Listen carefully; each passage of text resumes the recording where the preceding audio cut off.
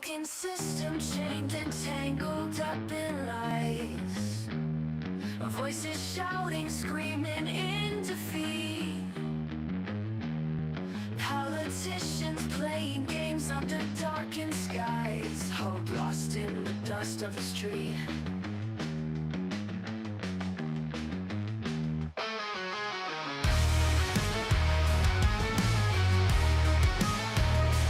Red and blue, colors pouring from the sky.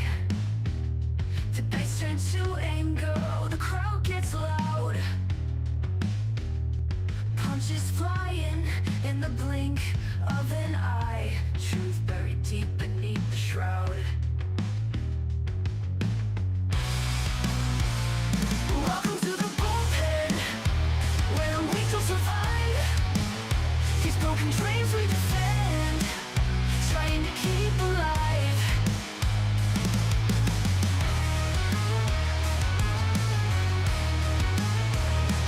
Faces on the screen, flashing perfect teeth. But behind those eyes, just rotting greed. Politicians turn to whispers beneath. They all just get what they need. Whispering conspiracies, drowning in their lies. Echoes of freedom, lost in cries. Spin the wheel of fate, let's see who rise. But this game will bleed you dry. Welcome to the bullpen, where the weak will survive. These broken dreams we defend, trying to keep alive.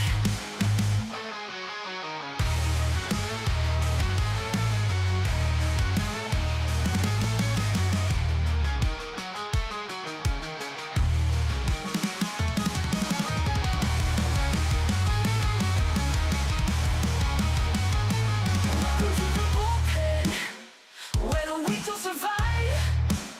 These broken dreams we defend, trying to keep alive.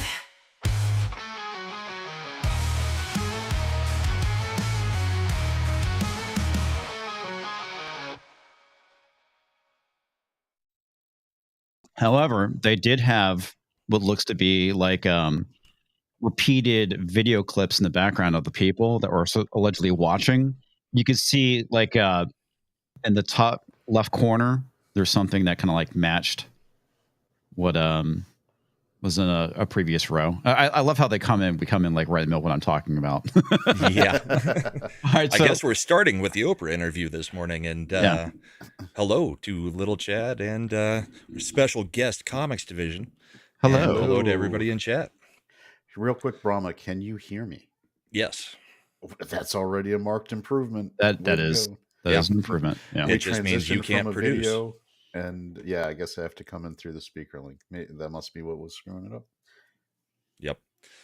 So, yeah. The Oprah interview. You guys want to restart where Yeah, well, what you were I'll- talking about? I'll recap it. So, what was going on is Lil Chad was mentioning finding the shot where there's the teleprompter during the Oprah interview. And I mentioned to him that I was watching Tim Pool this morning, and he kind of talked about it. And what that was is actually that was Oprah's teleprompter, because it actually matches up with what she said.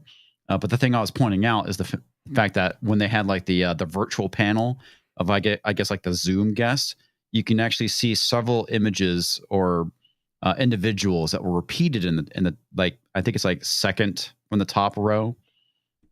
So they actually, I mean, there were several people that were kind of like placed in there. So he was speculating that maybe that was a bunch of AI stuff. It's a possibility. What I think they did is they just, they probably had pre-canned looped videos that they just included in to make it look like there were people there. So that's honestly the real scandal, in my opinion, with this whole interview thing, is the fact that they had a bunch of fake people watching. Yeah, the Either largest that or- Zoom meeting in history. Yeah. Either that or just her answers. Well, I didn't watch it. I just saw kind of the clips and stuff. We've got a few clips. Yeah. Yeah, it was ugly. Well, anytime she fucking says something, she's an idiot. Yeah, especially, well, her and Walls. I mean, at this point, both of them, every time they're asked a question, well, just like the vice president, I grew up in a middle class. Or her, well, I grew up in a middle class, and, lawns, they're important. Everybody took care of their Did lawns. she actually say lawns are important? She said that at least 3 times that I know of. Every time she's asked about what she's going to do about inflation, it's in my straight neighborhood, to, I grew up in the middle class, Well, and in my neighborhood, everybody took care of their lawns. In order to bring down the cost of living, we need to bring down the cost of living. Brilliant, right? Or just have less people living. Yeah, there's that too. I mean, since you're on today, we can go a little bit into the prepper side of the politics. I will say it makes perfect sense that her neighborhood would have had immaculate lawns in Montreal, where she grew up, next to the Trudeaus. Right. So, because it was one of the richest zones in that city. So, Is she actually Canadian? she lived in Canada for most of her formative years. Yeah. Okay, but she was wasn't actually born there. She was born No. here, but then they moved to Montreal. Oh, okay, that makes sense. So, yeah.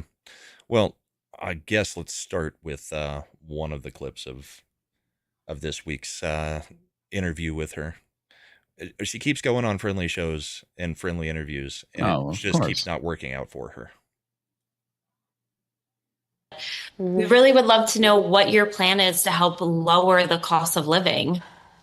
Yeah, first of all, thank you both for being here. And yours is a story I hear around the country as I travel. And in terms of both rightly having the right to have aspirations and dreams and ambitions for your family. What the fuck does that even and mean? working means hard nothing. and Nothing. finding that That's the what's American dream is, for this generation and so many recently, far more elusive than it's been. And we need to deal with that. And there are a number of ways. One is bringing down the cost of everyday necessities, including... Which leads into the price control talk that she keeps trying to get away from, but we all know is just communism disguised. And I wish Trump would stop with the capping credit cards thing. Yep, communism in disguise. Yeah. I mean, I don't really care about Trump saying this copying credit card costs. Remember, Trump says a lot of things. Trump says a lot of things. Yeah, And it's, again, hyperbole, but directionally accurate. Credit cards are predatory on their interest rates. I mean, they're not charging even, I mean, there's, not to get into finance, but there's the prime rate, then there's and the subprime and the subprime rate, and what credit cards, even for people who are considered usually ideal risks, right now your credit card rates are probably in the mid-teens. And if you're Yeah. not an ideal risk, you're talking 30%, which that, I mean, you're making the interest, there's a lot of argument about, and I think a right argument, if there is a usury aspect. That's like getting into what, not to get into my Italian roots, but what a vig and a lot of what bookies used to start charging you if you were in debt The juice. to the wrong guys. I mean, they're not far off those rates. So I don't know that. I think maybe Trump, again, capping at 10% is probably not correct.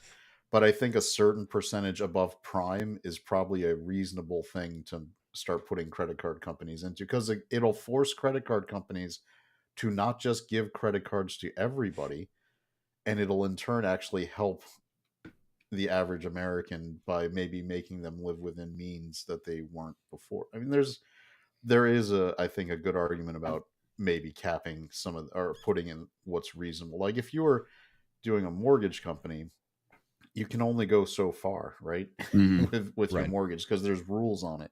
Credit card companies have a lot more freedom, and maybe they're taking advantage of it by signing people up with 500, credit scores, and that shouldn't have any kind of limits. But Well, you've got to and have a part of- way to build up your credit score at some point, Well, too. one of the things that back in the 90s, when I was in college, I was dating a girl. I didn't have a credit card, and she's like, "Why not?" And she convinced me to get signed up for one.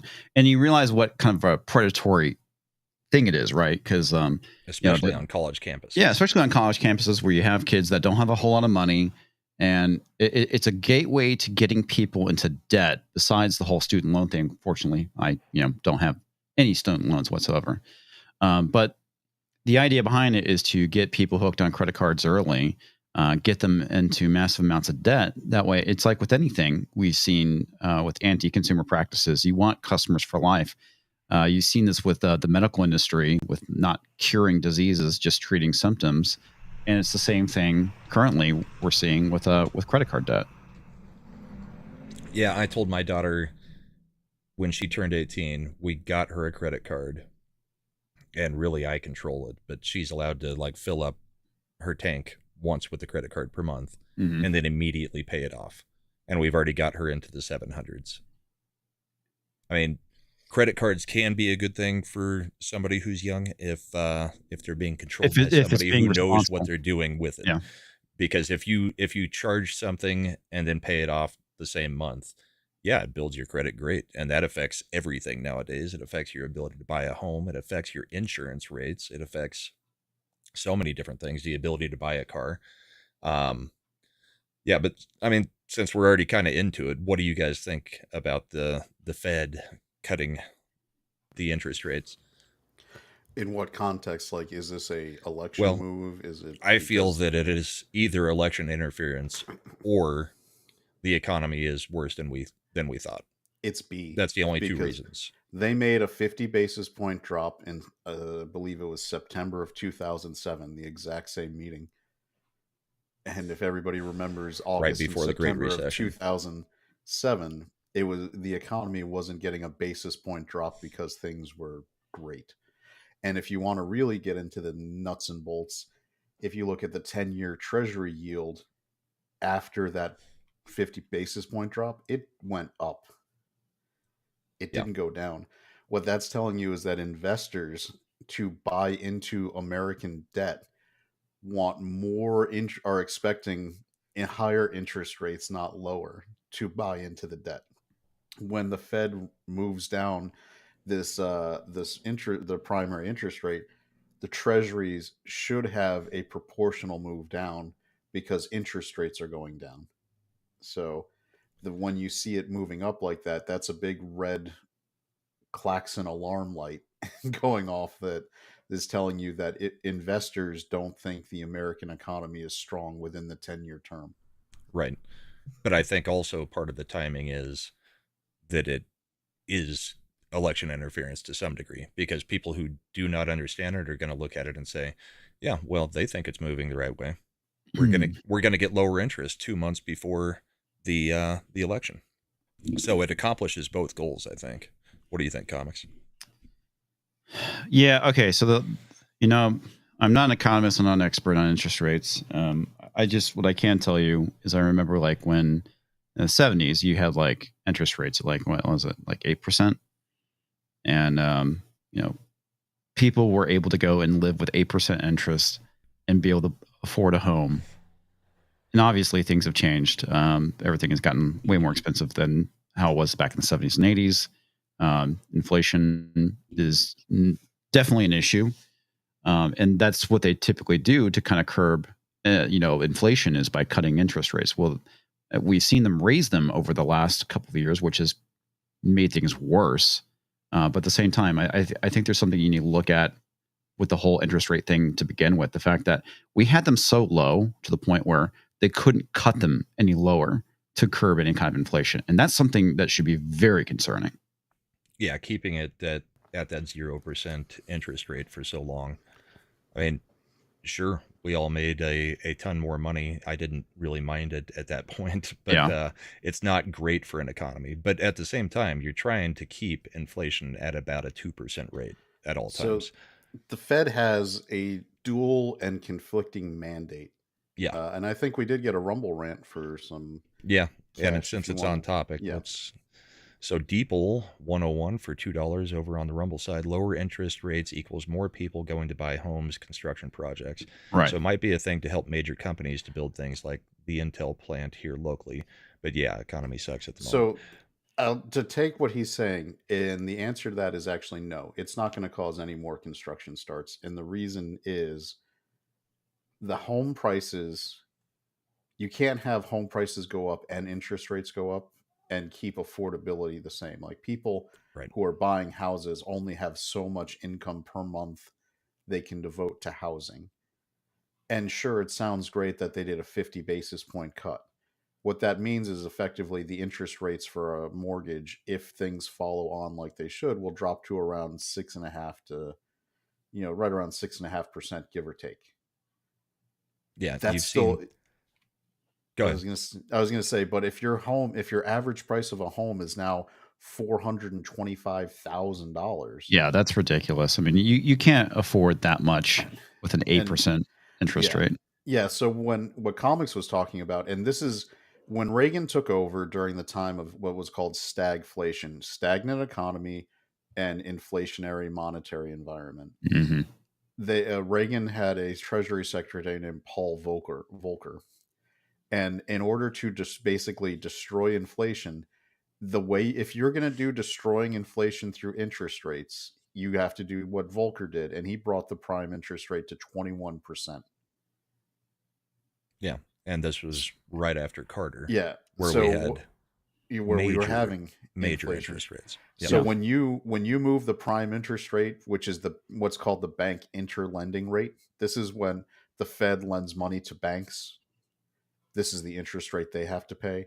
And the reason everything flows from that, because if this is the cost of money for banks to get it, they will in turn add a little bit of profit margin, usually onto their side, to make money off of the money they're getting lent from the Fed. So that's why everything streams from the Fed's rate. Now, the In other this thing you case, can do is increase supply, and that also fights inflation. I love when I see those clips on like TikTok that get put on Twitter X where it's like women are like, I still haven't seen any good arguments why we just can't print more money. And I was like, that's retarded. That is the leftist economic ideal, though. Inflation, lady. That's what That's you- how we got literally what here. inflation, yeah. That's how we Uh, got here. Yeah, so getting back to the point, when they raised the interest rates to around 21%, the banks knew they couldn't pass that full rate on to consumers, but they weren't. So what they did is they took less money from the Fed and were using their own money more often, and that's why interest rates in the early 80s were around anywhere from 8 to 14% for mortgages. And that's why for those of us who are old enough to remember in the late 90s, early O's, when interest rates actually started really dropping, it was Mhm. new, right? And that's why when people were getting mortgages at 4%, 4.5%, nowadays we thought that was high because we're so used to such low Yeah. interest rates. But Yeah. at the time, people were like, "Oh my god, effing jump on that! That is like a historically low interest rate for a home." Just for contrast, back in the 90s, I bought my first home, and it was a track home, essentially $75,000. I mean, just comparison of how cheap like new builds were then. $75,000. I want to say the mortgage was like 6%. The interest rate was 6%. My mortgage was like $500. Okay. That was cheap. That was super cheap. Okay. And now take a look at someone coming fresh out of college or in college wanting to buy a home. How much do they have to save up? Well, I mean, if you're looking at new starter homes anywhere between like 450 to 500, I mean, we're talking cheap, awful starter homes for $500,000. That is ridiculous. Okay. When I moved into this new home I'm in, much bigger than the one I had for many years, we got it for a steal, less than $300,000. Now this thing is going for like 450 to 500, and it's like that's insane. Okay. Yeah. And when we bought this house in 2018. So as an example right now, all right, so how much was the house when you bought it in 2018? I want to 75,000. no. 75,000 was the house I bought in the 90s. 90s. Oh, okay. Yeah. That was like So, The newer. 94, 95, right around there. The house I bought in 2018, I want to say it was like 275 is what we got it for, roughly. So just as an example, like in 2018, the interest rates were probably around, say, 3.5%. Yeah, that sounds about right. So you're all right. So just this is I want to demonstrate to people. Like at the time, a 2018 mortgage, just the mortgage, not talking where you have your escrow, your taxes, and things, Yeah. but just your home part, would have been about 12.35 for a 30-year fixed. At the current at the reduced interest rate that everyone is happy about, look at that. It jumped up to 17.38. Yeah, that's insane. And that's and most assuming of it's going to interest rather than principal. Yeah, You're and not here's the paying down thing. your house. That same house isn't 275 anymore. It's probably around 425. It's Yeah. higher than that. I bought Yeah. mine in 2016 at 279, and it's now at 530. So yeah, look at that. So we're talking, if you were trying to buy the same house that Comics got and just going the same, like same house, just looking at what the new interest rate is and what the new home cost is, you're talking about a $1,400 increase per month just in the base home price. We're not even talking taxes, Mm-hmm. not in none of that other stuff. This is just the mortgage, principal, and interest. And I'm going to guarantee you, I know that Kamala and Biden are telling you things are awesome. You are not making generally as a middle class person $1,400 a month than you were. And then when you factor in grocery expenses and energy Gas, expenses and Mhm. how everything else inflated, if your home cost has gone up around $1,400 per month, and your grocery costs have gone up around $1,000 per month. I mean, now we're talking. This is why I think it's hilarious when people were trying to fact check Trump, because he said that inflation had cost the average middle class family since it started happening around $30,000, and they're like, "That's ridiculous." No, he's talking like if you do the math from 2021 when Biden's administration took office for the additional costs people are doing, it's perfectly reasonable that you're having possibly 30,000 more in costs per year compared to where you were. Just that home mortgage, right? $1,400 extra per month times 12 months is $16,800. You add an extra $1,000 a month for groceries, which is 12,000. Guess what you get to? 28,800. Well, and here's the thing for me. All right, I think it's pretty well established that a lot of people know that I lost my job in 2023. I was laid off with a bunch of other people, and I had a very good job. I was making well into six figures, and now I'm making a third of that now. Okay, so and that's the thing I find just absolutely insane is the fact that I can't find a job in my actual field. I mean, technically, the job I have, which is a temporary job, is in my field, but it's something I don't do. I haven't done in many, many years. And I'm making a third of the amount of money, and everything costs freaking way more. And that's the thing I find very troubling about what is going on is the fact that the economy's great. The economy's great. The economy's great. It's like, well, why can't I find a fucking job, man? I mean, out of the especially at a time when you can work pretty much nationwide from your own home. Yes. It's well over a year and a half. I've had during that time period, maybe 3 recruiters talk to me. I've applied for jobs. I keep getting, because there's so many people, applying for these same jobs, right? I mean, this is the problem with a nationwide or technically an international market at this point, when people can work remote.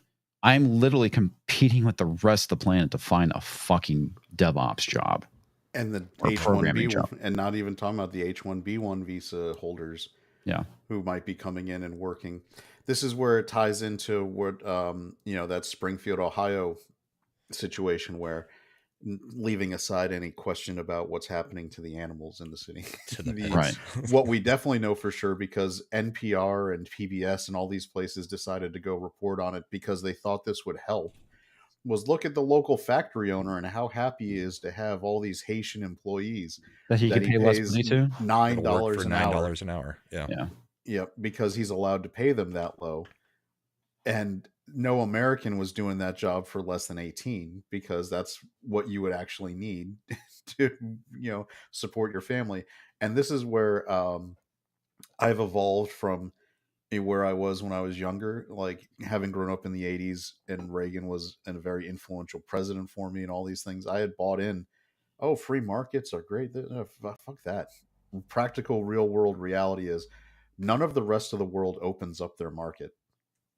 The only free market becomes the United States. And we basically, because of that, outsource all of our jobs that are, Mm. and then we turn around, and this is what is hilarious to me. The people who are trying to tell you, oh, we didn't lose factory jobs to China because of labor costs. We lost it because of automation and improvements to technology. And I want to smack them and be like, you're And lying. corporate greed. Yeah, we lost them because of corporate greed. Because if that were true, Foxconn wouldn't have a factory in China that has 200,000 people living on the campus And work their suicide nets. to work their 3 shifts, 24 hours a day to make iPhones. It's really hilarious. I saw an analysis. Now this was before inflation, but it was if Apple resourced all of their manufacturing to the United States for iPhones, it would raise the cost $50 per phone. It's honestly not terrible. Which for is something nothing. we're already paying $1,000. That we're already paying each. $1,000 for, and this is where it's the economic arguments start getting ridiculous. Like when Kamala and their people come in and like, if Trump puts the tariffs in, the economy will go up. And I'd be like, you know what? I remember when Trump was last president. It wasn't that long ago. He put these tariffs in, and I wasn't paying more for any of this stuff. It actually, the prices went down because China became a loss leader. They were so worried about losing market share and companies resourcing jobs that they lowered their costs in spite of the tariffs because they didn't want to lose any of that market share. And that's the other thing is, you know what? You tell me prices will go up. In my entire adult life, with all this outsourcing and all this cheap Chinese steel, manufacturing in Canada, Mexico, China, Korea, Vietnam, when have I paid less for? I haven't paid less for t-shirts. I haven't paid less for a car. God help us, we haven't paid less for cars. Look at cars now. Yeah. What used to be a $20,000 car is now 45 to 50. A Honda Mhm. Civic that you could get off the line for $15,000 in the 90s is now 40 to 50,000. That's And insane. then people wonder why their insurance goes up too. It's like, well, I mean, look at the increase in the cost. Not to mention, they just fall apart much, much quicker than the old ones did. Yeah. I mean, Because you've got so much computer crap in it too, that if the computer goes out, then your car is basically a brick. yeah. The car I have a 2015 Jeep Wrangler. I bought it in 2017, obviously used. And I want to say I got that for like maybe 35,000. Solid vehicle. I paid it off, not planning on buying another one. I mean, literally, it's what I call a grounder, right? I'm gonna drive it until it goes into the ground, because I don't want all this garbage that they're putting in these new vehicles. The idea of a remote kill switch in a vehicle is absolutely frightening. The idea that the government can go, you know what, we're having an ozone action day, and we're going to turn off your car so you can't drive it. Yeah, to save the planet. Not much By the different than having a bomb and a pager. Yeah. By the way, and Brahma knows about this. All the car insurance, big car insurers, they all have some version of an app or tracking system Mhm. that you can get quote unquote lower interest rates. As a Right. claims adjuster, let me tell you Premium what that's rates. really for. That's to deny your claims, because we can then pull basically your black box. And when you give us a statement that says, I wasn't speeding, and I can pull your little app data and be like, you are going 10 miles over the legal limit, speed limit. I guess I don't have, your claim is no longer valid because you are breaking rules of the road. That's what that's for. So don't do it. Don't I haven't sign seen up it for used that way yet. Yet is the Trust key me. word. Trust me, I was getting briefed. This was 2000. I was at Geico from 2006 through 2008, and they were already talking about all the benefits as adjusters we would have from it. And that was, I mean, if you think about how, I guess, nascent, like how new the technology was then, they were already planning on ways to be able to use it in claims. Yeah. I mean, the place where I see most of what's going on with that is when it can tell whether you're looking at the phone or not while you're driving. and then your rates are going up because you're distracted driving too much. But it can't tell whether it's you or your passenger, which is where the real problem is, because if you've got somebody controlling the music or the podcast in your car that's not you, you're still getting dinged. I wonder And how it registers if you're using both Android you and your Auto on the screen. Technically, if it's using like the touch screen in the car, it's not supposed to count it. What it is, you know, most of the phones, if you raise it up and it lights up looking for your face or whatever, you know, authenticator you use, that's when it's counting it. But you also have the issue of if you and your spouse are both in the car, because most of us drive, you know, with our passenger in the car and not taking two cars. Right. The drive counts for both people because both phones are moving. So you have to go in and manually mark, I was not a driver on this, you know, drive. And most people don't take the time to do stuff like that. So yeah, I do not like the apps, and I don't think they're very accurate either. Yeah, I don't use any of those apps.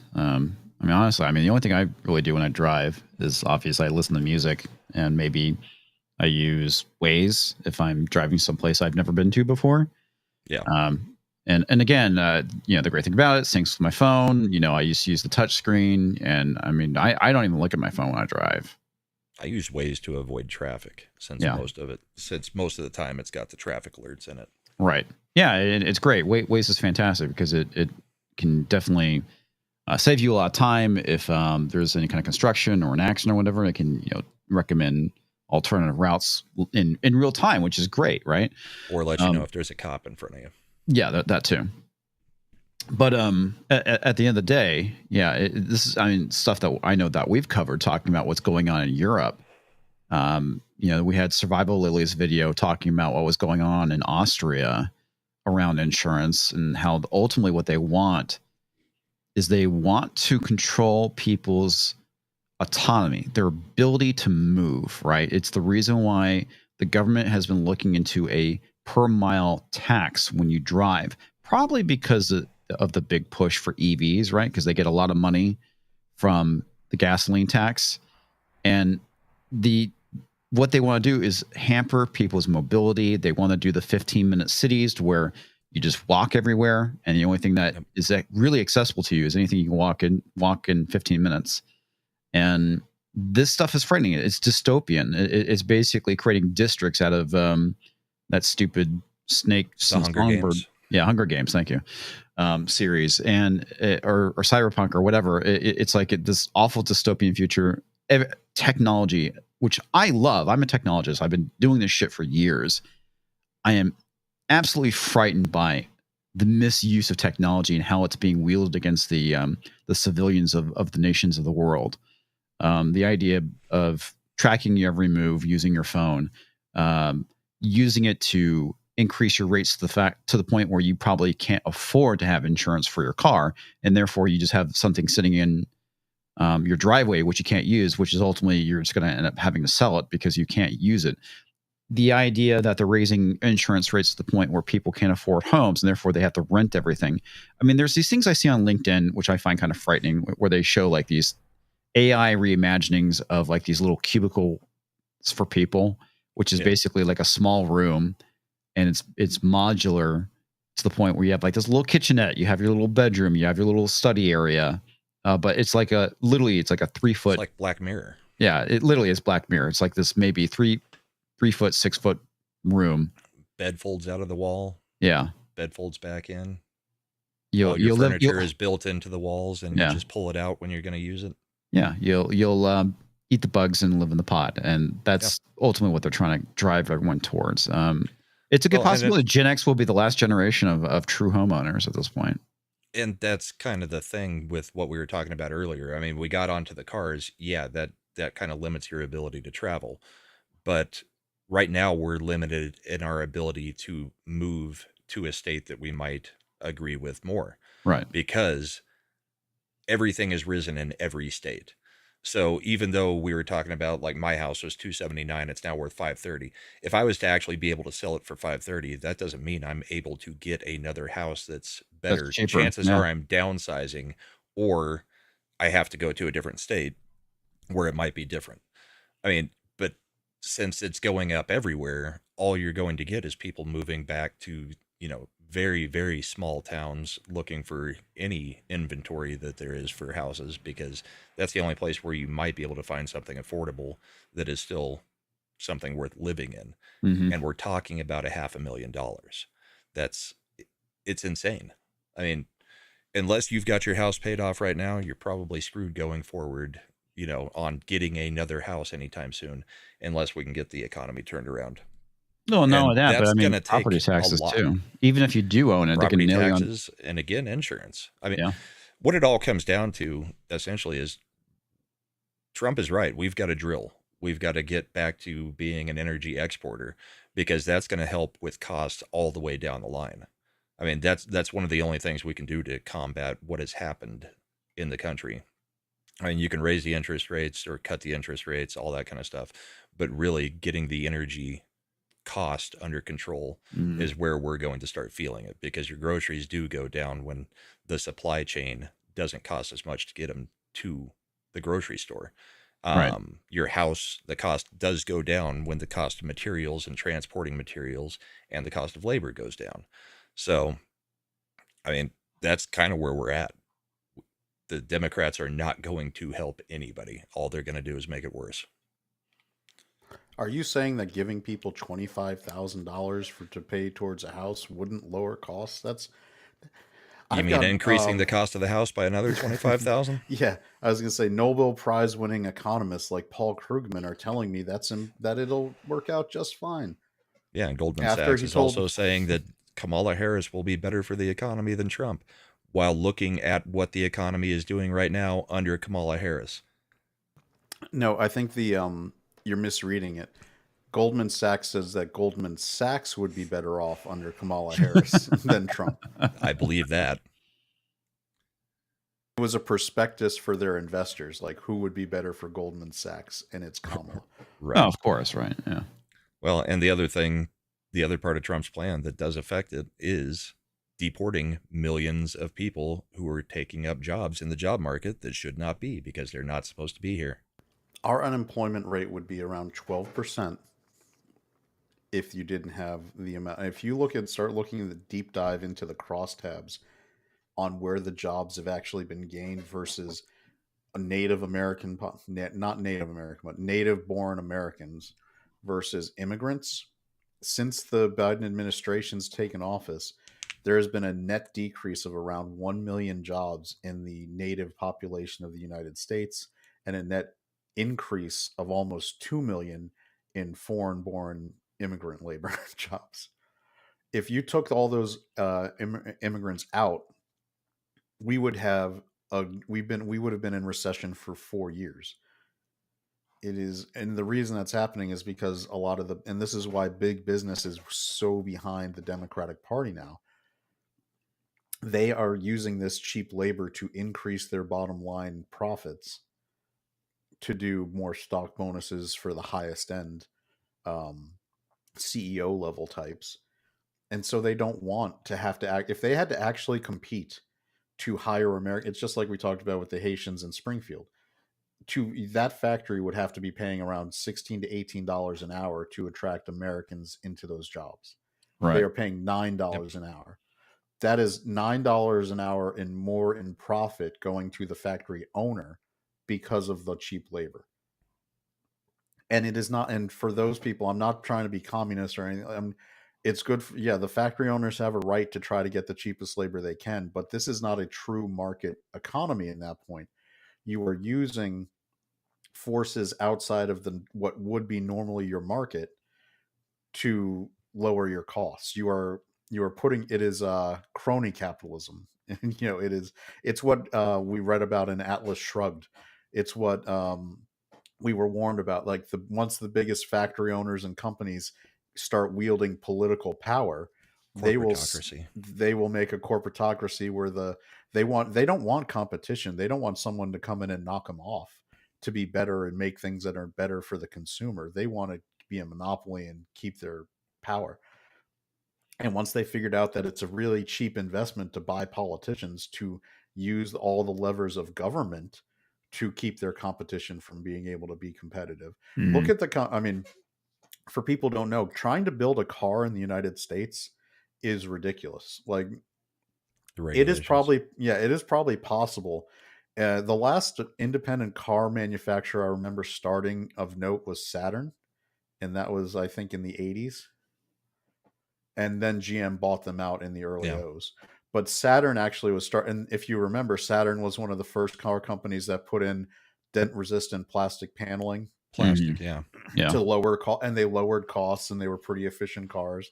The Talon and some of those other ones were fairly successful.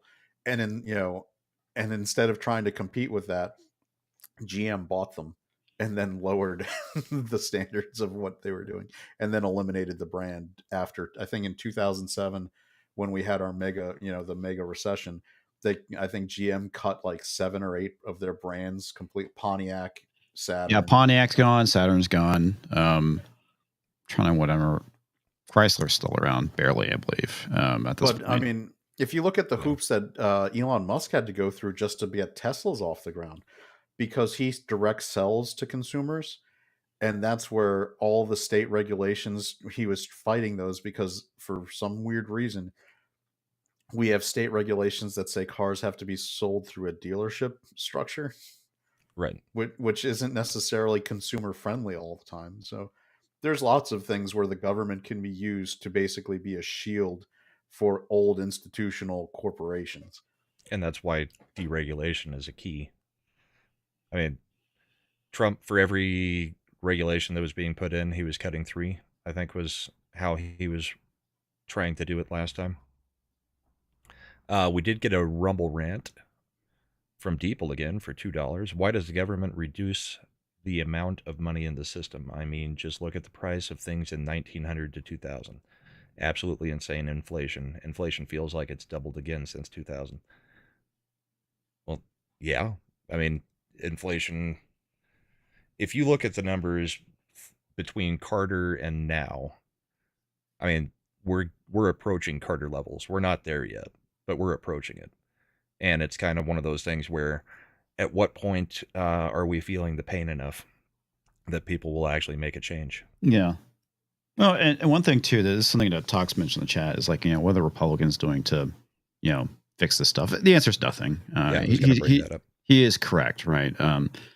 This is an issue that doesn't necessarily know party lines, right? Or it's more of a uniparty issue, I'd say, than anything else. Size of government issue. Yeah, size of government issue. Well, I mean, and, deep state, whatever, however you want to label the thing. Part of it is like, I understand some of the points of, get government out of the economy, which I, largely agree with. I do think that we need to have some regulation, not a whole lot, but we need to have some. Just because, companies are companies, they're going to try and get away with doing unscrupulous shit on occasion. Google, and Disney. Google, Disney, pick your Microsoft, big corporation these days, right? So there does need to be consumer protections in place. I don't think the market is going to regulate all that stuff. Obviously, when you have monopolies or only 2 companies that provide certain products, is the reason why I always talk about when consolidation is not good for the people, right? The consumer, the customer, whatever term we want to use, because when you have only 2 companies that are providing you options, this is like a good example is computer industry, right? I mean, at this point, you have either Microsoft or Apple you can go to, PC or Apple. Those are your 2 options. Linux is not viable as a desktop, so most people are probably going to be using Windows. So there's not really a whole lot of competition, and this allows them to basically do whatever the fuck they want. A really good example of this is if you go and buy a new computer and you get Windows 11, what do they want you to do? They want you to go and create a Microsoft account for you to go and log into your fucking computer. Not a local account, one that is directly tied to Microsoft.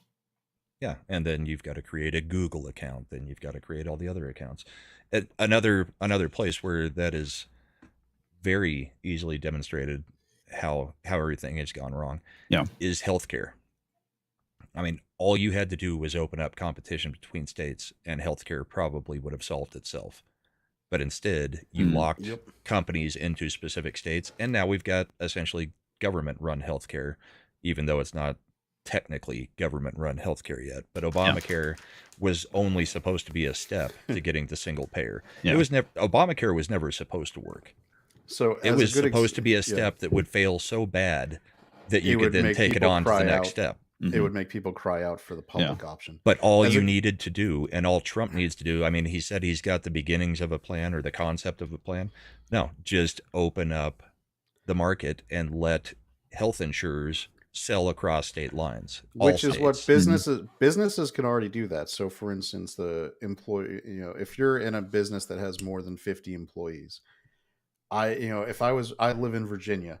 If I wanted to, I could, if I had that kind of level of business, I could go look at Blue Cross of Idaho Group health plans. to get a health plan for Virginia because my group is large enough. As an individual purchaser, I only have the options that are available within my state. Mhm. Yep. And in post Obamacare, thanks to the mandated required coverages and things, there's only, I believe, 4 companies that write for personal policies in Virginia, like United Healthcare, Kaiser Permanente, and I think Care First, and one other HMO. And that's all you would have as a choice. Brahma knows this. I think he has to purchase through the marketplace, so I'm sure Yeah. Colorado has a shit choices. I've got But Kaiser or UC Health, essentially.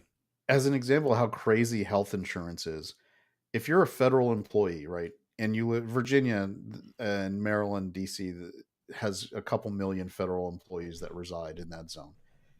So in Virginia, if I, as an individual consumer, wanted to buy a Blue Cross plan, it's through Blue Cross Blue Shield. Out of I think Anthem. they're based out of Richmond. It's Anthem Blue Cross Blue Shield. In Maryland, it's Care First Blue Cross Blue Shield. Care First Blue Cross Blue Shield, because of when the federal system got put in, years ago, used their influence and money to become the official Blue Cross Blue Shield provider for like the federal government. And so, but a lot of people in Virginia were confused by it and all stuff. So they came up with a random dividing line, which is a road called 123. That's the road number in Virginia, which runs through Fairfax County and divides like Fairfax and Prince William counties. And it's crazy. If you're a federal employee and if you live on the southern side of 123, all your claims and things run through Anthem. If you're a federal employee in Virginia and live on the northern side of 123, all your claims run through Care First of Maryland. And as when I was running a provider's offices, when that was my job and did that business, we had to spend time teaching people at our front desk to make sure, like when a person was a federal employee and they had Blue Cross Blue Shield, you have to now look through their address and go into like Google and check which side of 123 they're on so you can tag it to the right company to be able to send a claim off. Because if you send the claim off to Care First and they lived on the other side, Care First would just not process it and not do anything. Not even deny it. Just not even deny it. They just not look at it. It just didn't even get a rejection letter. It just didn't process through at all. And then you'd have to spend a couple hours on the phone trying to call them and figure out what went wrong. And then they tell you, oh, this person doesn't live on the right side. I mean, the time and money to deal with like this weird conglomeration of rules for insurance is retarded. Well, and then like the situation here, I've got Kaiser. There were a whole bunch of Kaiser hospitals here in Colorado Springs. Well, UC Health came in and took over everything. So for me to go see a specialist, I have to drive to Denver to use Kaiser. Oh, wow. Or you've got to switch your insurance to whoever UC Health is going to use. And Kaiser it's wasn't the stupid. best to begin with. No, but at this point, I mean, the deductible's up to like $15,000. I'm still paying $1,800 a month. I'm never going to use my insurance because I can't. Unless you have something catastrophic, you're not going to get above the deductible. So not to relitigate the Affordable Care Act, because we're way past being able to do that at this point. When I was running those offices, I had set up because we were mainly dental office, so a lot of dental assistants are single moms, don't have a lot of extra money, right? We paid them well for what they did, but they're not getting six figures, and they have a lot of kids usually. So we had when we were picking insurance plans, we wanted to get a low cost plan that they could get where it also didn't cost them much to go see the doctor if they needed something. So for years we had a Kaiser plan, where if it was an HMO, so they had to go to Kaiser facilities, all those standard rules, but it was a $5 copay to go to the doctor, like to just get seen. It was just Right. $5, and then and prescriptions were $10, and then Yep. the deductible for major care was like $2,000. Do you know Yeah, how much that's it cost our employees per month for that plan? And it was a 120 bucks. 50-50. It was a 50-50 cost split. It was $30. Yeah. So we paid 30, they paid 30. So $60 a month for that plan. For the family plan. For the family plan. When the Affordable Care Act kicked in, they eliminated that plan, and the next closest one you could get, Comparable. the next comparable plan, it was still $5 copays for the doctor's office. The prescription side went up to 40. Wow. $40 copays. The deductible, if they had to go for any kind of major things, moved up to $5,000. Yep. And the cost of the plan moved from the $30 for each of us, so $60 a month, to where it was $150 a paycheck. So $300 a month for each side. Yeah, that's ridiculous. I'd still kill for that over the 18. But that was only because we were a group plan. I know. The individual market is absolutely disgusting. There's no way that, unless, as I'm obviously going to get cancer at some point, unless that happens, there's no way that I'm ever going to go in for anything and have it actually be paid for. And yet I'm paying $1,800 a month for the family plan. But what Brahma's telling you is it's not lung cancer he's going to get. It's cancer of the ass. Likely. There's so many of my systems that are going to shut down in about 20 years. So Brahma's going to be arguing with the doctor and be like, truly, I need an anal bum cover. ha. It's like, I've got you now. I got you now, Damn you, Trebek. What else did we want to cover? Oh, the pager bombs? We got the pager bombs. It's got Sony guts. It's got Sony guts. You can Don't buy worry. it. It has Sony guts. It's got Sony guts. I saw this thing on Twitter last night. I was laughing my ass off because it's like, because reality is basically become parody at this point. I don't know what's real anymore. It was one of those things like, there's no way this is real. I did Googling, and it turns out, yeah, it was a deep fake, but it was fucking funny because like, we're talking about, first we had the pager bombs, then we had the radio bombs, then we had the goat bombs. Yeah. and these was a Hezbollah terrorist. They go and relieve stress by going and fucking goats, and then suddenly the goats started exploding. Yeah, I saw the diagram of the of how the bomb would work with the goats. Oh my god, I was the ignition laughing. switch is just inside the anal cavity. Yeah. I was laughing my ass off because it's like the guy's like, it's like, they go and relieve their stress by going and fucking goats. God forbid they have to go touch an icky woman.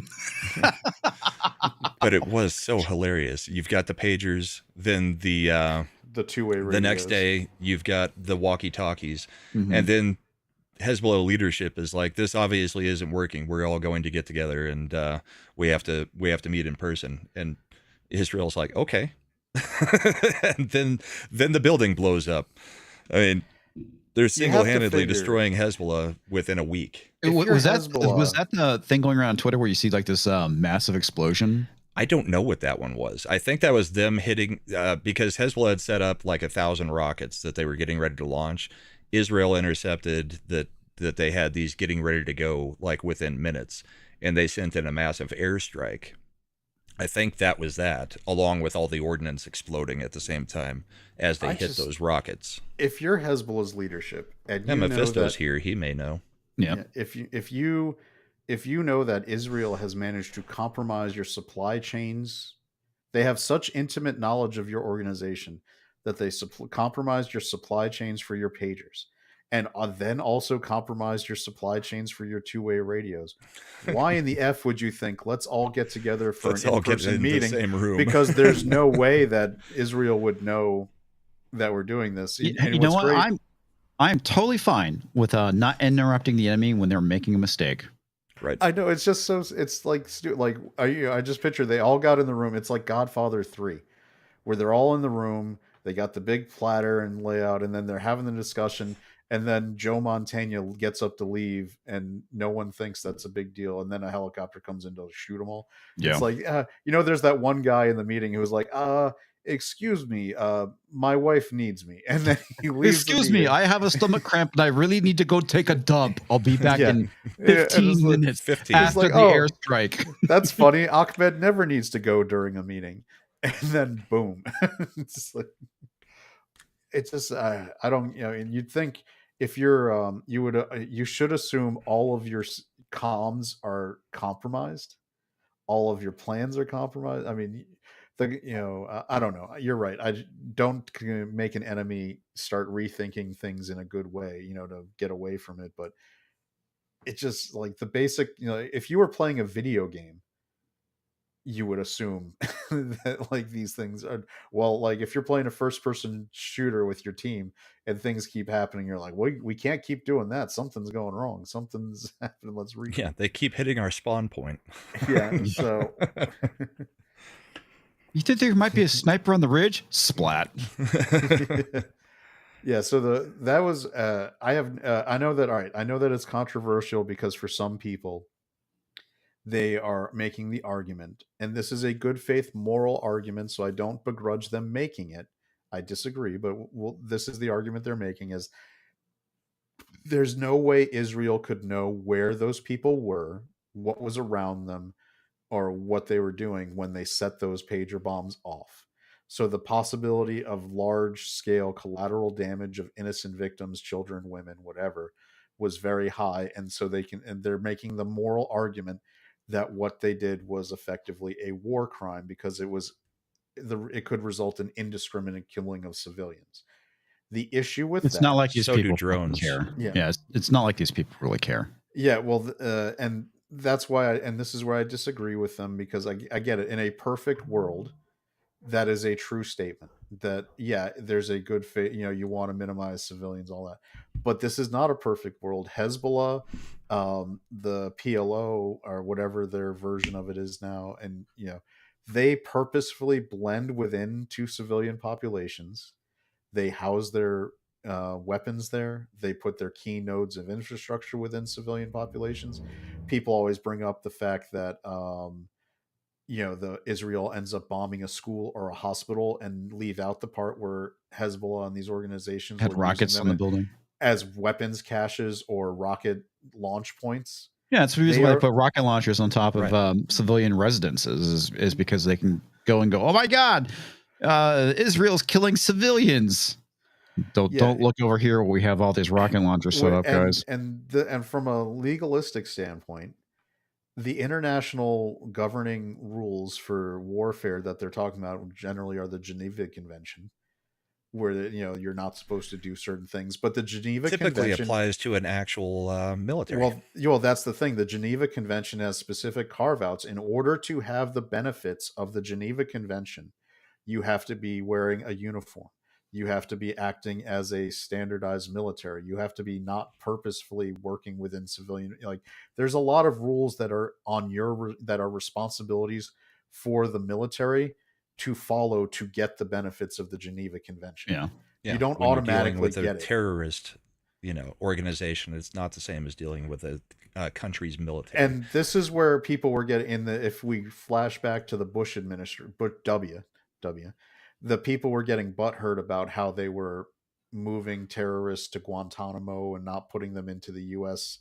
proper custody because they were not afforded the protections of Geneva Convention and normal constitutional rights because they were never shored in the United States.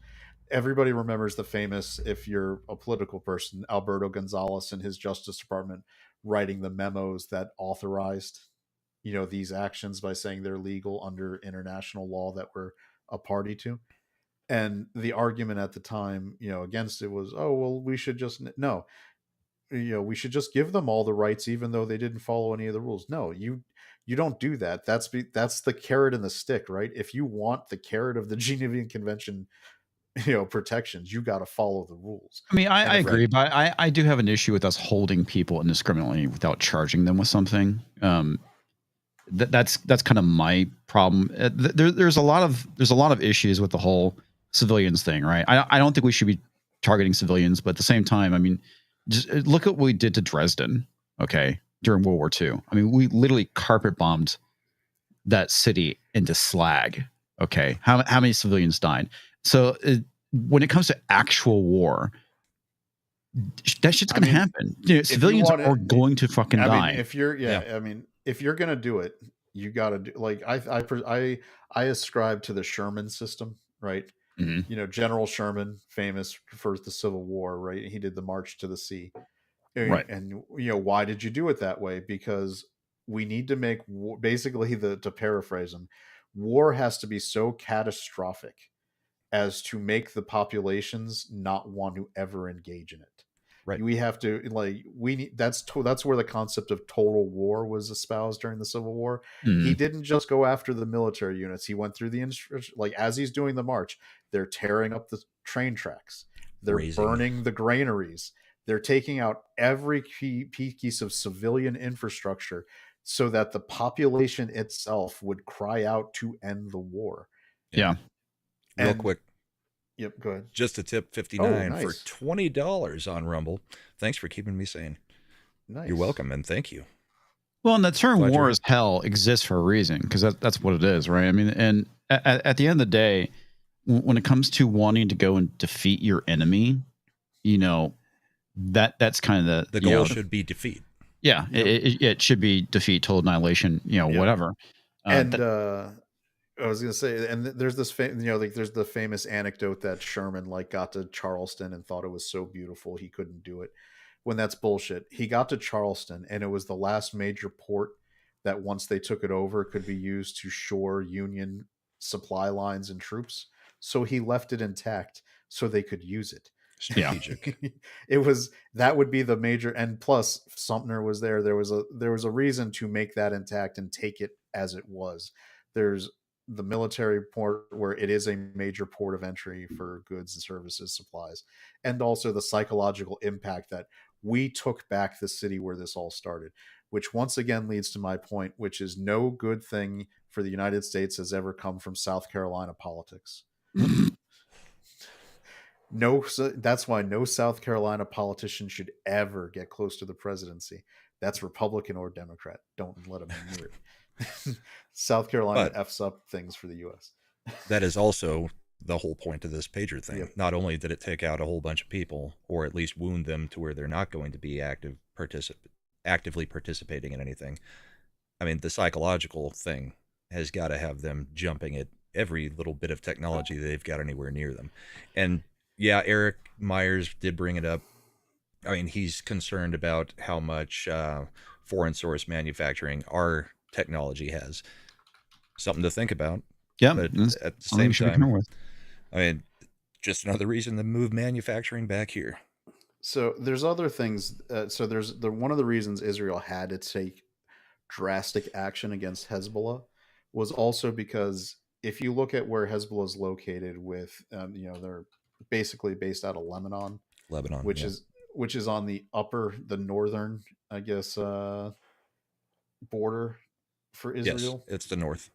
Yeah, so the part of Israel up north that is actually Israel is mainly populated by an Arab population, not a Jewish one, but they're aligned with Israel because they're not. Most of the Lebanese people are not backing Hezbollah.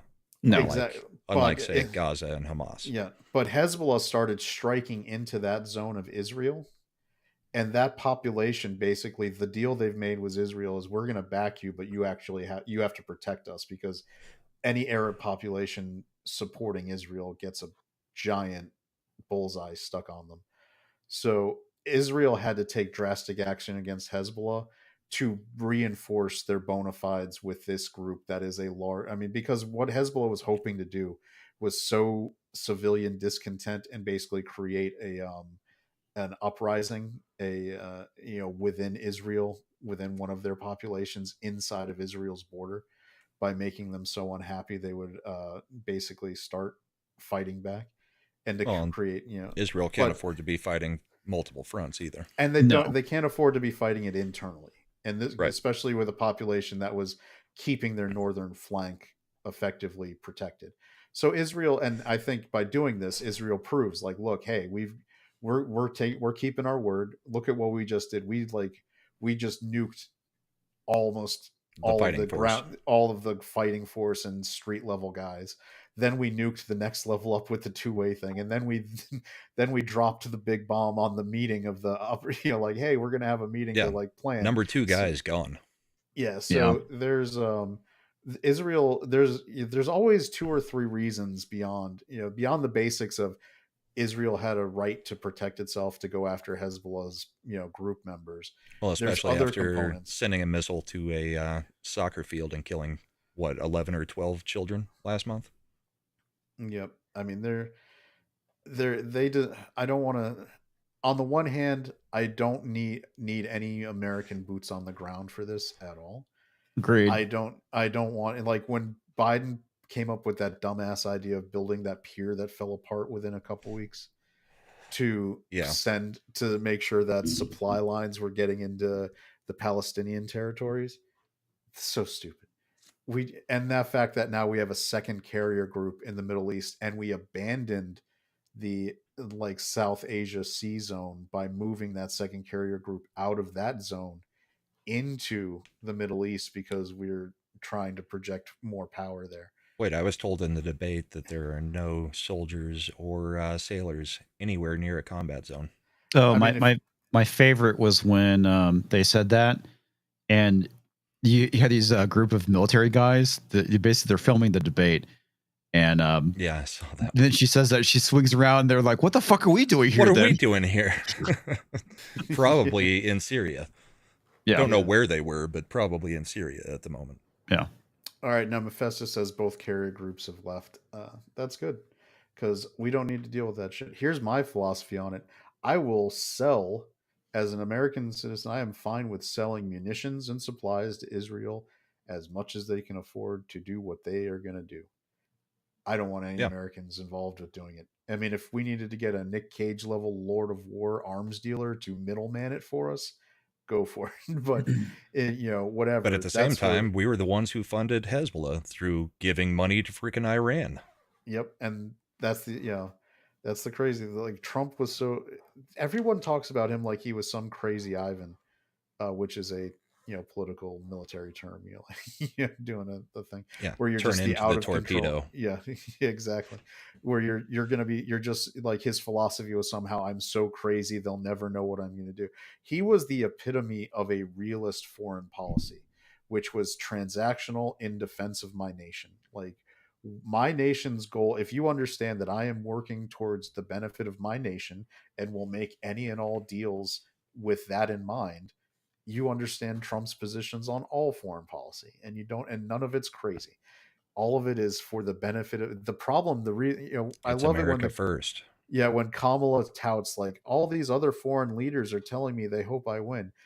Gee, Kamala, why would it be that other countries would rather have you in charge of the United States than someone that wants to advocate for Why US is Putin interests? endorsing you? Why is Iran endorsing you? Because they get to run wild under. And I don't think that was an actual endorsement, but I think that was more of a doesn't troll. matter. The fact is, they want Kamala in charge because they get to do what they want. Yeah, well, that's true. I definitely think at the end of the day, he probably does want her over Trump. But I mean, the fact that, I mean, it was, like I said, it was a masterful troll, right?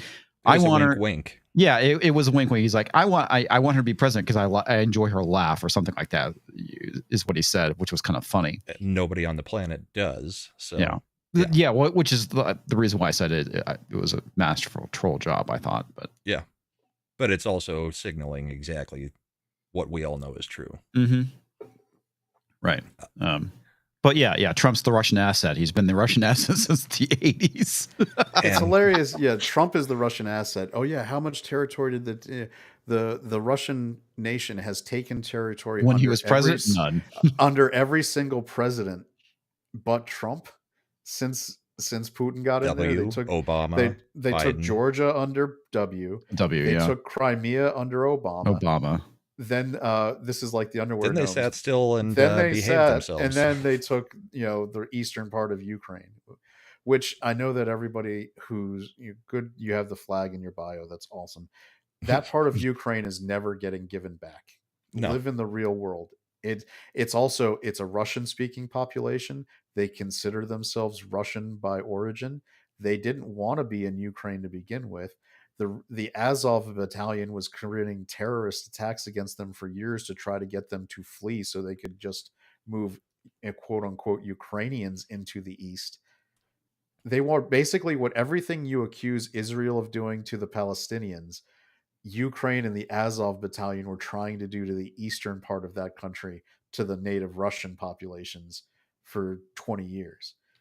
And then it finally broke out with Russia invading and to take the territory for themselves because there's a lot of strategic interest, and God help us, there's a lot of mineral interest there, rare earth metals, a lot of mining, a lot of good stuff, all the rich stuff. There's like $1 trillion worth of assets in the eastern part of Ukraine, and then if you look at the rest, it's just farmland that doesn't really have a lot of minerals. So it was the breadbasket for the Soviet Union back in the day. So when everyone's like Putin's going to take all of the country, no, Putin he doesn't care. He doesn't want the rest of that. He wants the shit that's important for Russia. He wants and the eastern stupid part. line from the left that he's going to push into all these other countries if he takes Ukraine. It's like, no, he's not. The red line was do not make Ukraine a part of NATO. You guys tried. I mean, we've said it before. It's no different than the Cuban Missile Crisis. Yeah. I mean, that was the cause of this. Biden very specifically even said, yeah, a minor incursion is not going to be a big deal, basically giving Putin permission to go ahead and invade anytime he wanted. Mm-hmm. Biden caused all of this. Putin just took his chance when he could. No, he just took advantage of the situation, like he did under Obama, like he did under George W. Bush. I mean, yeah, I think it has been far more difficult for him than he thought it would be, but I think that's because the Americans and the rest of NATO just keep laundering money through Ukraine. Well, the funny thing about it is that all these countries that are misbehaving now basically kind of mind their P's and Q's when Trump was president. I mean, it's like, I love that story that you were talking about with Trump. Basically, I guess was the leader of Afghanistan. He's like, here's a picture of your house. He's like, what is this for? He's like, you do the math. You figure it out on your own. Yeah, saying and he talked about that during the debate too. Yeah, you did. And I mean, that was masterful. The idea of, it's like, yeah, dude, you do this shit, we'll take you out. Yeah. How many missile launches and missile tests was North Korea doing after Trump basically told them, knock it off? Yeah. Well, there's a lot of subtext to that too. North Korea is effectively a client state of China. Yep. North Korea acts within the parameters that China will allow, because without China supplying money, food, everything else, the state collapses in North Korea. What Trump was doing was he was simultaneously making détente with Rocket Man, as he called him. Little Rocket Man. And by doing tariffs and taking out a lot of things that China had, again, a lot of it, people don't, it all boils down to money. It's like Die Hard, right? You think of all these other things that are going on when it's really just a robbery. Like all of these geopolitical things are just, mostly it's for China to siphon American money into their system, because what they learned from Russia in the 1980s is communism will collapse without income, because communism can't generate income. So how does China, they modified their communist state to siphon money from the biggest capitalist income generating ATM in the world, the United States. All of China is put up by American money. So when Trump started coming in and actually using the economic levers of power, the reason he was so effective as a US president for American interests is that is our greatest power. We can't invade every country. We don't have a military big enough. We couldn't do it anyway. But we can But cut what off we the can spigot. do, we can use the Pax Romana, peaceful peace of Rome, peace of America, Pax Americana, to cut off the spigot of money. And while he was doing that, he was making the détente with North Korea. The plan, if you understand where they were going, was that if China didn't have the money to do things, what are they first going to do? They're going to cut off their client state before they cut off their own people inside of China. So as they started pulling back from North Korea, Trump was going to make inroads and start allowing more supplies, more normalization of relations with South Korea if possible, and basically try to pull off what happened in Germany in the 1980s. You use the soft power and economic power to make it so the populations just naturally bring down the wall between the two countries. Well, another thing too. Oh shit! I think I just lost my point. Never mind. Yeah, I don't remember what it was. Never mind. And Yeah, then carry on. when Trump left office, the Biden administration immediately reset and Reversed pushed everything. Kim Jong Un right back into the bosom Oh, now of I remember my China point is and shooting off missiles. one of the things that they were criticizing Trump for was going and talking to Rocket Man, right? All Yeah. these things that previous leaders have done, negotiating with the enemy. They talk about how, you negotiated with the Taliban, you You negotiated with all these legitimize them by talking to them. Yeah, this is something every world leader has done, especially in the United States, right? Look at how we normalize relations with communist Russia, back in the 80s, right? Because it's like you have two options: you find a way of making peace, or having some sort of armistice or whatever, or you blow each other up, right? I mean, those are ultimately your two options. When it comes down to things. So you either go to war or you find a way of making peace. Yep, Yeah, isn't it and- better to talk to your enemies rather than just ignoring them and trying to Right. get into a war with them? And the best time and the best person to talk to your enemies is like you go out. This is where something like the movie Reagan actually is pretty strong about that. Reagan was unequivocal in talking about how evil these acts of the Soviet Empire were, the Russian USSR. It put him into the unique position so that when he went to do détente, when he opened negotiations up, when he said, if you make this deal, I'll do it. They had someone across from him that they actually believed would honor the deal because he was strong against them. They didn't think he was weak, and so they didn't take advantage. They made a legitimate deal to do it, because the best person to negotiate with the enemy is the one the enemy takes the most seriously. Right. It's not, Well, and you don't start want to from a be. position of power, then the art of the deal kicks in. Yep. You can And there's- negotiate down to a fair deal if you're coming in from a stance of power. And there's good examples of that where, like, has dramatized in that movie Reagan, when they pushed for Reagan to give up things that he didn't really, that he wasn't going to give up. He was like, all right, no deal, later, peace out. He walked Yeah, away from the table. The willingness to walk away. Yeah, and what people leave out from what the movie didn't cover was that later they did come back and actually make additional major denuclearization deals start in things like that. So he still ended up getting massive demilitarization treaties with the Soviet Union, which were all blown to hell by the Clinton administration and subsequent Bush W administration. But that's beside the point. So. Mod Eric K for $1 over on Rumble. Putin at the start and for a long time could have taken all of Ukraine. He showed restraint because he was saving property and people. The CIA overthrew the Ukraine government and installed Zelensky. Zelensky's an actor. Yeah. Yep. If people want to do the deep dive on this, look up Victoria Nuland, who was the Undersecretary of State at the time under the Obama administration, who was specifically in charge of Ukraine. They had what the United States deemed too pro-Russian a government in 2014, and we basically fomented a color revolution in Ukraine to overthrow the democratically elected president and install Zelensky. Well, this is something that's kind of not like Saddam new. Hussein, kind of like everywhere else where we've installed democracies or installed leaders of democracies, and then they turn and run wild. Well, unfortunately, this isn't anything new. I mean, look what we did in Iran in the 60s, right? I mean, they literally had a democracy. They basically got rid of the Shah. They have a democracy. You had this master and kind of, they weren't pro-West, but they were definitely kind of very much westernized. And because they were not pro-US, UK, whatever, we went in, toppled their government, reinstalled the Shah. And then, of course, you had the Islamic Ayatollah. Revolution Yeah. that transformed Iran into the country that it is now. And that's all due to our own interference. And much like with a lot of things, it's like our country, just like many other countries, need to go fuck off and mind our own business.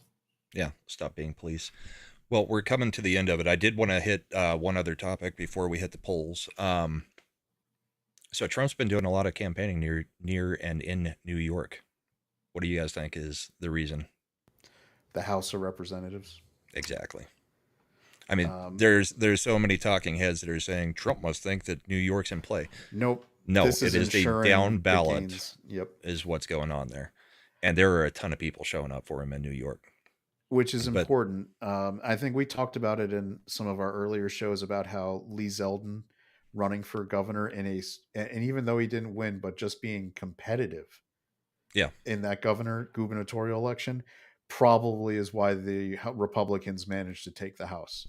Because being competitive, getting low propensity voters out in higher numbers probably helps swing at least 3 or 4 House seats in New York.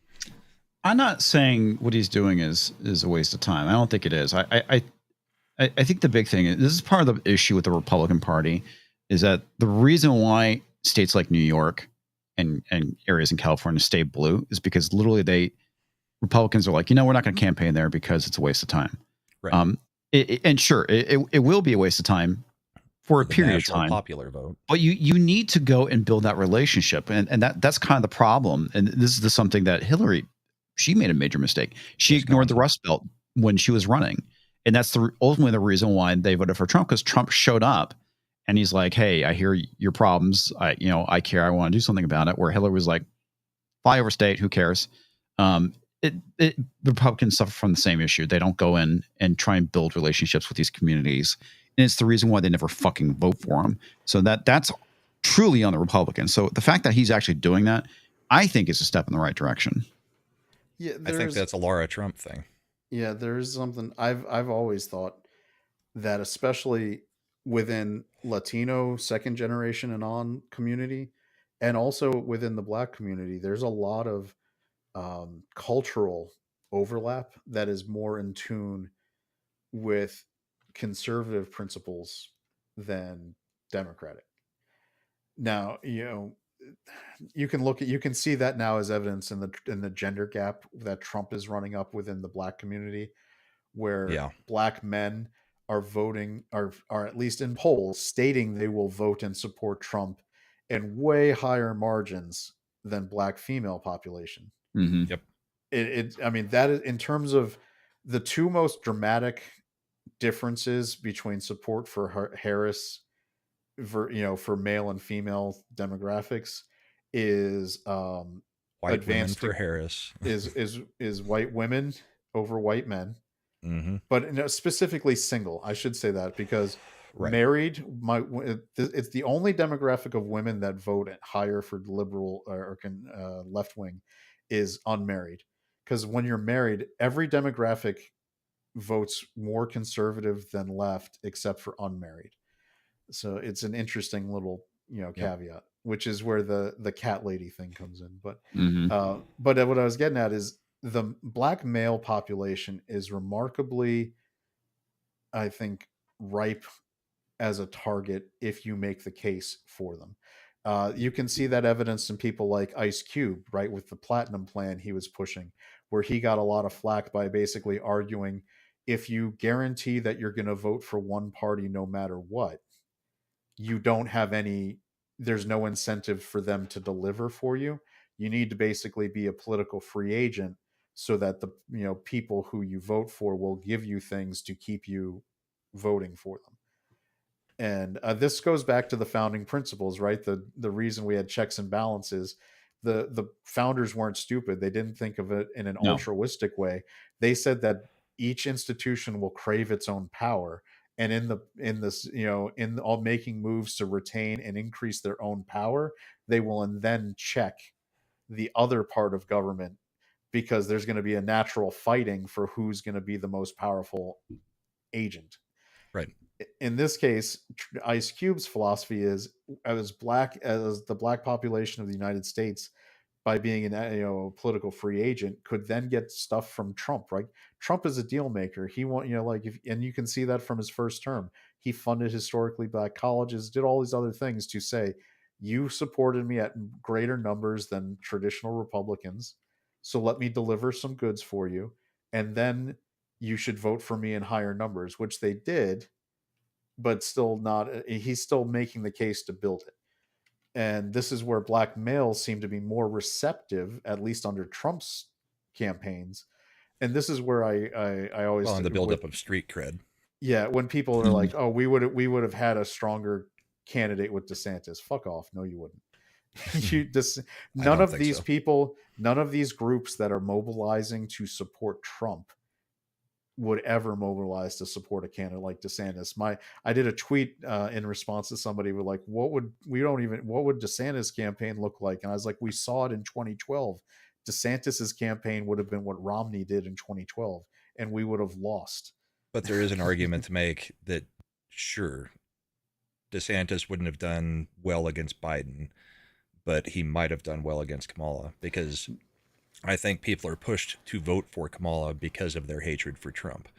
But that's a whole argument that we may have to have on another week. Yeah, I mean, I just don't see any of the Rust Belt population supporting DeSantis. I just don't see Kamala having the support that she has if it's not against Trump. I think people would have just been like, yep, I'm sitting this one out. Toxic Man Flu for $2 on the Rumble side. All the U.S. problems can be placed at the feet of the attempt to be a hegemony for, well, everyone. Yeah. Isolation, like feudal Japan, is the only way, complete with a black samurai.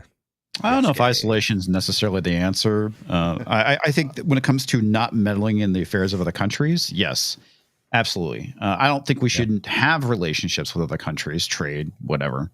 I mean, it's we don't live in the 1700s anymore, right? I mean, the world is vastly different. It's a huge place that's a very tiny place with our communications now.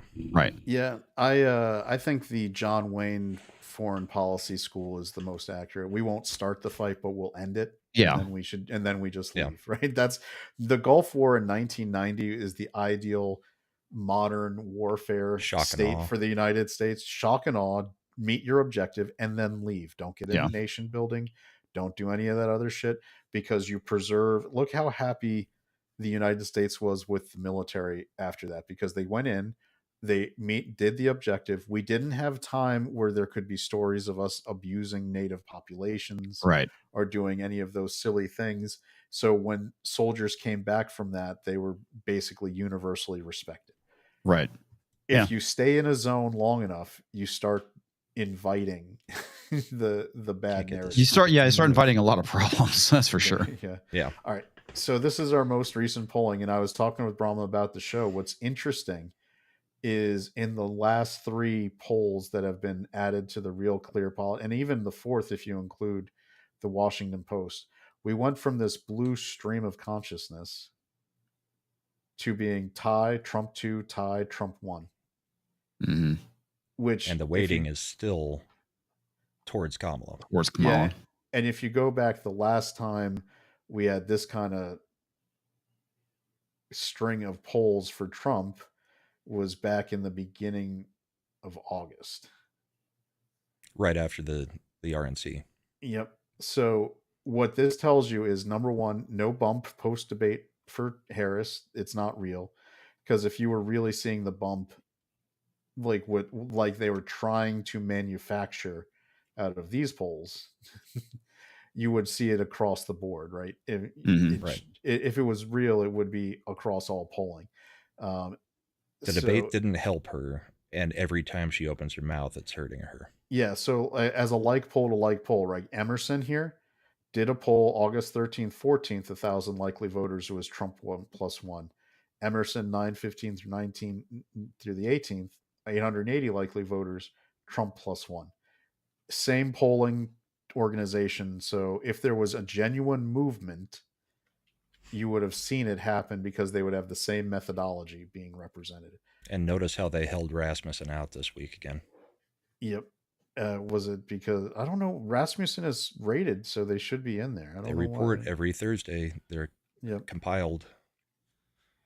And I think Yeah. Rasmussen has him at +2 or +3, if I remember right from this week. If Rasmussen was probably in there with a +2, this +7 Yeah, for it wouldn't Harris show average Harris. It'd be a would tie. probably be a tie. Historically, by the way, this is where we were September 22nd. With Clinton, yeah. With I've noticed. Clinton, this was all right. So this is a little misleading.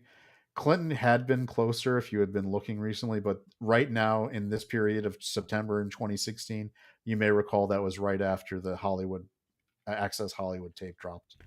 Right. So it artificially swung things towards her in a greater number. I mean, that was probably the low point of Trump's candidacy against Hillary. But he was that- never beating her. Yeah, the funny thing about it is I've noticed a lot of similarities with how this election cycle is and what we saw in 2016. Mhm. I'm not going to say it's going to be 100%, but there are similarities. I don't think it can be denied. Well, that's what we call the ex-wife factor, right? Right. Like Hillary and Kamala are both like naggy ex-wives Hmm. that, from at least from the male demographic, when they look at it, are just create a puckering and cringe within you about hearing their voice. That's why you'll see. That's why there's such a giant male. Yeah, there is a greater male Disapproval for her. what it was the right gender gap than there is female. Right. This is Right. this is crazy, right? The male gender gap's usually fairly close. In this case, the male gender gap is on par with what Trump used to be getting on the female side. Like, men hate Kamala. They don't like Yes. her. So the gender gaps are evening out, which in turn wipes all that advantage that they're always talking about: suburban moms, the wine moms, the cat ladies. If the male demographic has a gender gap on par, there's no advantage anymore, because while women do vote in a higher percentage, population wise, it's only by like 0.5%. I mean, it basically negates it. So it's an interesting thing. September HRC push was probably a rally effect after her 9/11 seizure. No, they dropped Access Hollywood maybe earlier than they planned to because of the seizure stuff. So, but it was the Access Hollywood tape is what dropped at that point in September. And that's when all the Republican traditionalists started abandoning Trump, started saying he needs to just drop out, blah, blah, blah. Don't ever trust Rhino institutionalists. They're always jackasses. All this polling is what this is telling you is that Trump is in a better situation than he ever was in either previous campaign, where he won one and shenanigans ensued and he quote unquote lost one. At this point, I would predict 313 for Trump. I think he gets back pretty close. I would say, was 313 what he got in 2016? I don't remember. I think he did. I think 313 is basically him taking almost all of the swing states and the ones that are currently leaning. Looking at the electoral map, based on polling, it's right now 225, 219. They have moved Pennsylvania, North Carolina, Georgia, Michigan, Wisconsin, Arizona, and Nevada into the toss-up category. And I think he wins all of those except for maybe either Michigan or Wisconsin. I think he wins. We've talked about why I think he's getting the sweep with Michigan and Pennsylvania because of the snakes in the grass there. Yep. I think he loses Wisconsin but gains Nevada. I think he actually pulls Nevada. Yeah, I think he's taking Nevada. Yeah. Yeah. And he'll lose Nebraska too because they're dumbasses. They're changing the law. They're trying to. Yeah, they're trying to get it to winner take all. It should be. Fucking hate that. Which will mean that her road to victory becomes monumentally harder. Eric says that he thinks Trump got 308 in 2016. So if we add Nevada and subtract Wisconsin, that'd be 304. So that'd be where I'd put it around 304. What was it they need? Yeah. Is it 250? 279. 279? 270. 270? 270 Okay. even. Yep. And over on the Rumble side, again for $2, Toxic Man Flu polls mean nothing unless Trump up 10 plus. Vote counters and harvesting the 30 million illegals matter. There are Haitians in Ohio, Michigan, Indiana, Pennsylvania, and even Alabama, Mississippi, Georgia, and Louisiana for harvesting. Well, Georgia's 25. to give everybody a big old white pill. The Georgia Election Board just threw a giant wrench in the works with a election rule that they just passed. Must be a hand count verified against There has the to be machine count. Yep, there has to be a hand count of paper, and this is what's cool. It's not counting which person you're voting for. The number of paper ballots must match the number of votes counted. Yep. No, and in yeah, Pennsylvania, Which is where they basically said if it's not signed or dated correctly, it's out. which was interesting because that was the Pennsylvania Supreme Court. And I messaged Uh-huh. Rama right when that decision came, and I was like, Josh Shapiro to Kamala, "Oh, sorry, Kamala. I guess I can't. They took away. You can't my depend thing. on us." I can't. Sorry. I guess that was just enough." And Pennsylvania is the linchpin for her path to victory. Yep. If they don't get Pennsylvania, there's no way. And I think, and again, to reiterate It could be a very early night on being able to call things. Yeah, my if theory there's du not jour. shenanigans. Yeah, my theory du jour, and I don't know if Comics has heard this before, is that Whitmer and Shapiro are such ambitious a-hole snakes that they don't want to have Kamala in as an incumbent in 2028. They'd rather have an open seat that they're young enough to run for as the change candidate. So they are going to basically stab her in the back and deliver Michigan and Pennsylvania to Trump. Because both Which of is them a want to be possibility president. because They they're both both- want to be president so hard. Yep. Yeah.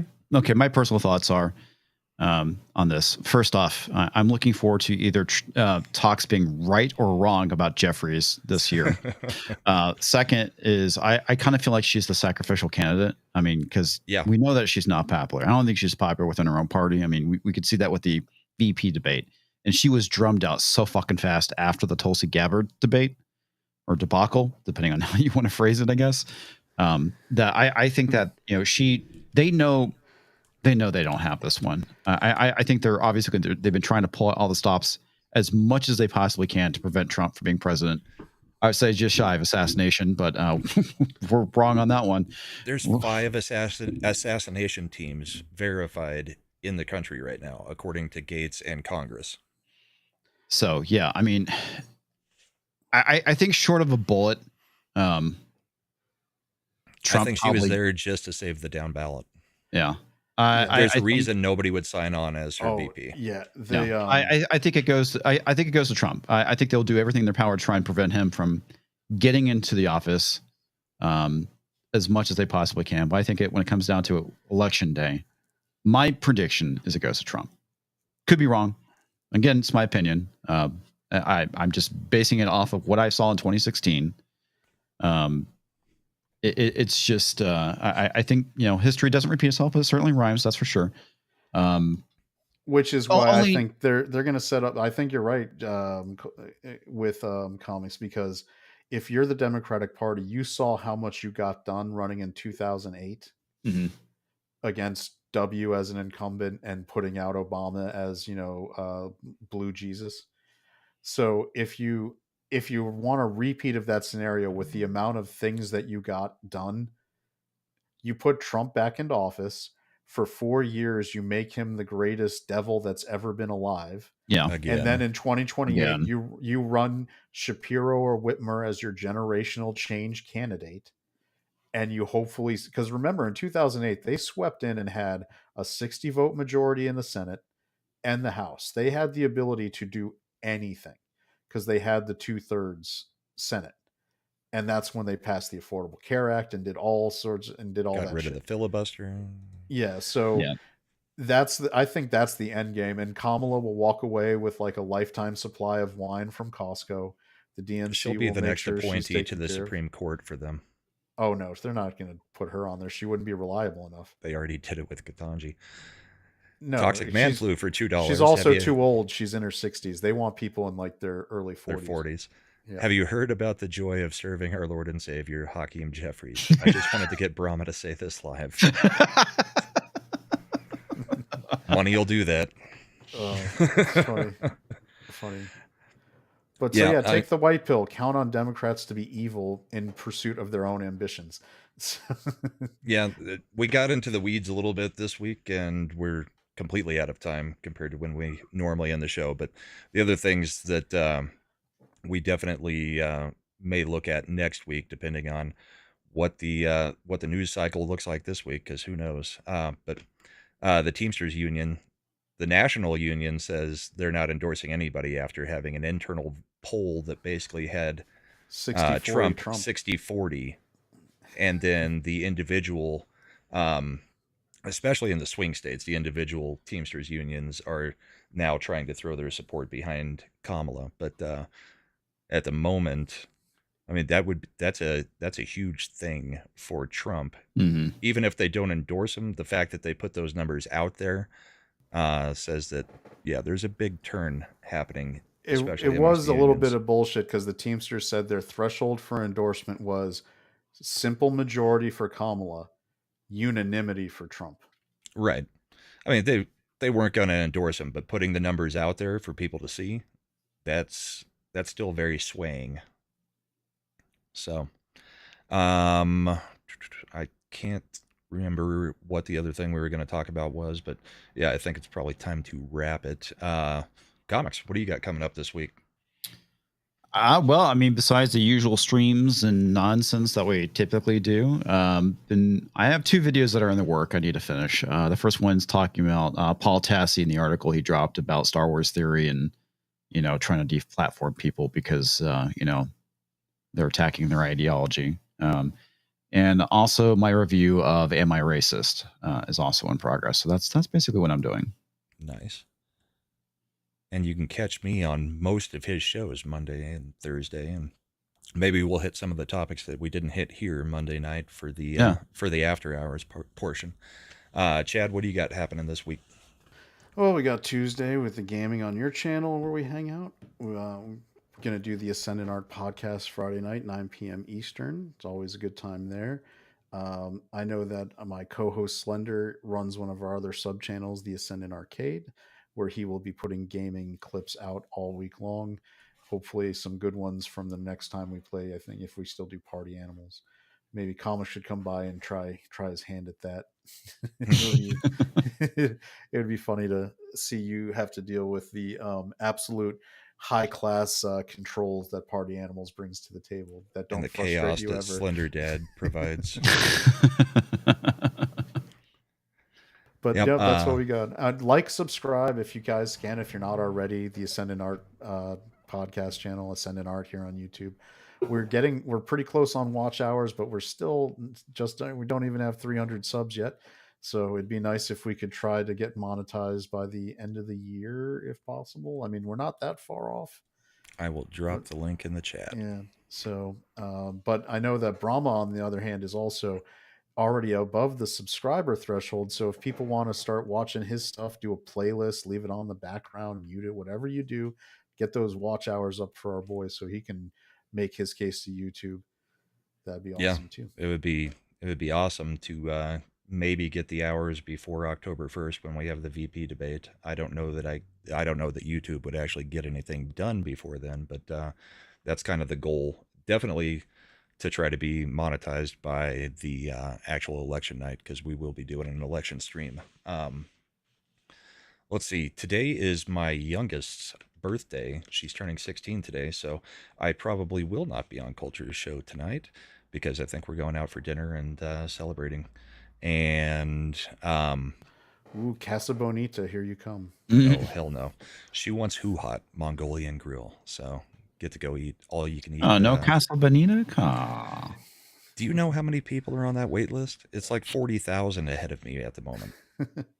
It's insane. I mean, you have to make a reservation months in advance. All I hear is excuses and slacking. Yeah. Well, You got to big time him. Call him up and be like, I'm Brahmable. Don't you know who I am? Yeah. I'll give you a sticker. I'm a top YouTuber. Don't you know who I am? I'll show up in my smoking jacket. I'll make your restaurant will live off this for days. I'll do the cliff diving in the smoking jacket. I haven't heard that the food has gotten any better, so I'm not looking forward to it. You're going honestly. for the experience. It's like $40 a plate for horrible, horrible food if they haven't improved it, because it's always been But nasty. South Park. Yeah. So Monday, Comics Division's channel. Wednesday, we will have a Christian panel over on Carrie Smith's channel, and we'll be talking about Am I Racist? Thursday night, back again with comics, and then Ascend and Art on Friday. And then the draft for the Bourbon and Boarding Fantasy Hockey League will be next Saturday, the 28th. So we'll be doing a live draft during the normal Bourbon and Boarding time, which is 9 o'clock Mountain, 10 o'clock Central. So come check those out. And yeah, I think that does it for us this week. We'll give you the intro as an outro. Have a good one, everybody.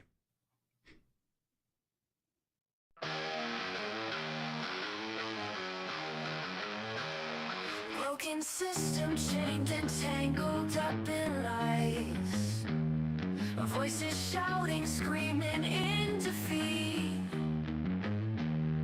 Politicians playing games under darkened skies. Hope lost in the dust of the street.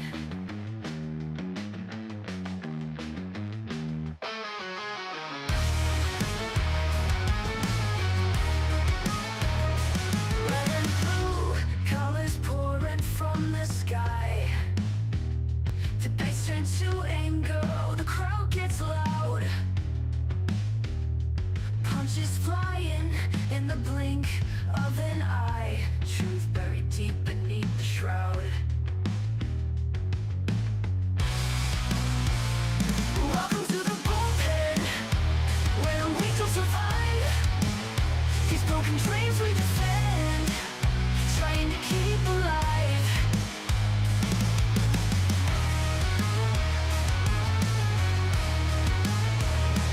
Faces on the screen, flashing perfect teeth.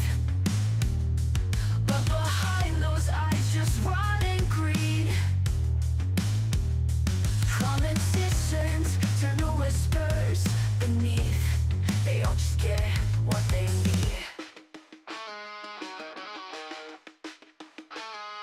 Whispering conspiracy